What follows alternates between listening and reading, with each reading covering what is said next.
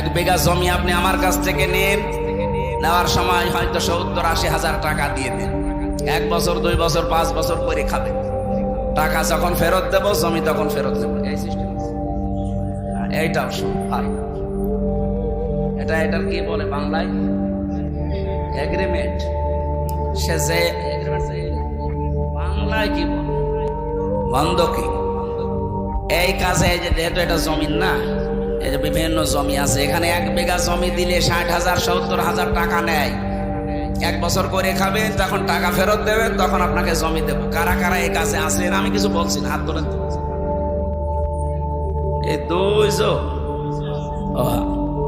এই ঠিক আছে ভাই, আলহামদুলিল্লাহ। না এদের সাহস আছে, বগুড়ার মানুষ তো, তারেক জিয়ার মতো সাহস আছে। বলেন তো আপনি যে এই কাজ করে, কি না জেনে করেন না জেনে করেন?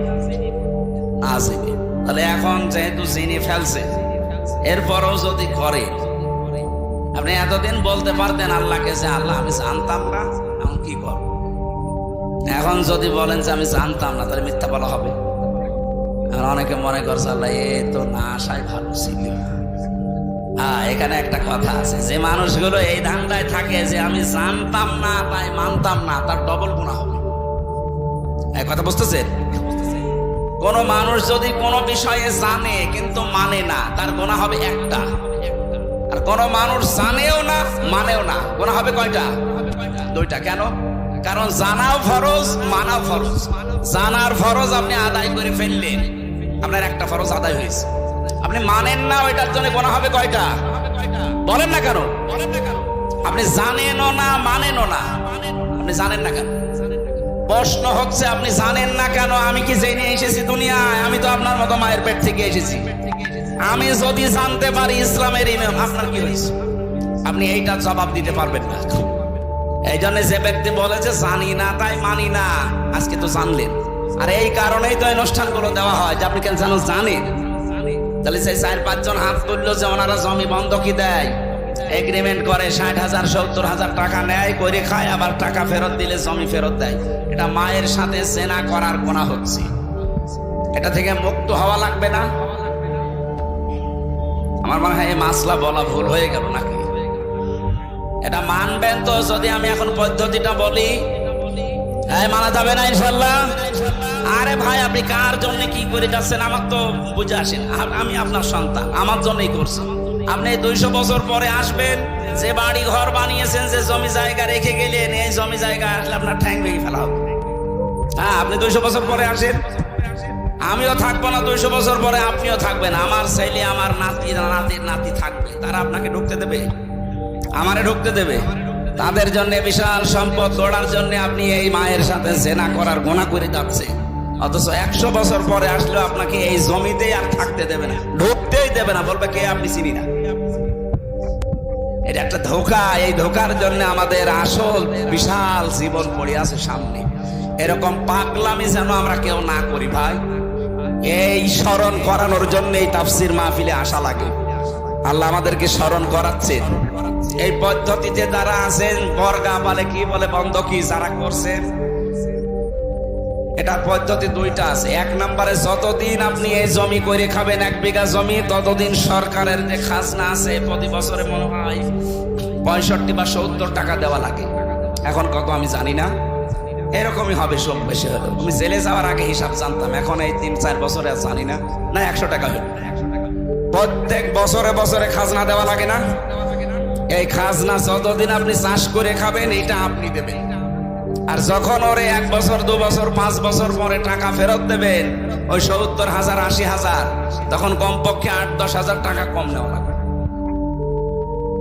এই সিস্টেমে যদি নিতে পারে তাহলে জায়েজ আছে, হবে না। এবার বলেন এই মাসলায় যদি কোনো কিছু জানার থাকে তাহলে আমি বলে তাফসিরে প্রবেশ করছি। বলেন এই পদ্ধতি যদি মানতে পারেন, এই 2টা খাজনা দিয়ে দেবেন আর টাকা নেওয়ার সময় 8-10 হাজার কম নেবেন।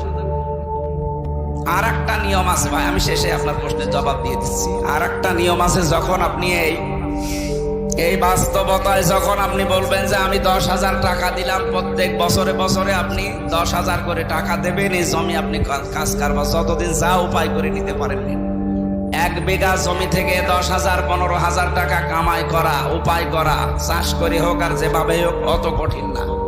সুতরাং ইনসাফ যেন দুইজনেরই থাকে সেই হিসাবে নেওয়া জায়েজ আছে। আমার কুষ্টিয়া মেহেরপুর চুয়াডাঙ্গাতে এক বিঘা জমিতে সর্বোচ্চ 8,000 10,000 টাকা এক বছরে দিয়ে দেয়, এইটা জায়েজ আছে। এটার আরবি নাম বাংলা নাম কি বলে আমি জানি না, খাই খালাসি। এইটা করবেন, এইটা মানুষ করতে চায় না বলে লস হয়ে যায়। ঠিক আছে, আপনার বিবেকে যা ধরে এখন থেকে আপনি তাই করেন, কিন্তু এই দোষ দিতে পারবেন না যে আমি জানি না তাই মানি না। আপনার ডবল গুনাহ, ডবল গুনাহ করে যাবেন না। এই এলাকায় বহু মানুষ এমন আছে নিজে টাকা ছেড়ে রাখে, 1,000 টাকা দিয়ে দেয়, প্রত্যেক মাসে 100 টাকা করে বেশি। এটা মনে হয় এখনো শুরু হয়নি। এই এলাকায় এই সুদের সাথে জড়িত, তাহলে সে মায়ের সাথে জেনা করছে। এই কাজ করছেন কারা, হাত তোলেন তো। আন্দাজে আপনারা মিথ্যা কথা বললে যে এলাকায় আছে, একটা লোক তো নেই। ওই রকম মানুষ এখানে আমি জানি যে আসবে না, কারণ ও আসলে তো ধরা খাবে। সুতরাং এখানে যারা আছে কাজের ভেতরে আমরা নেই। যদি কেউ থেকে থাকেন আজকে এই মুহূর্তে তাওবা করেছিল, না খেয়ে মরে যান ভাই। মায়ের সাথে জেনা করে মরে যাবেন, জেনার শাস্তি জানেন?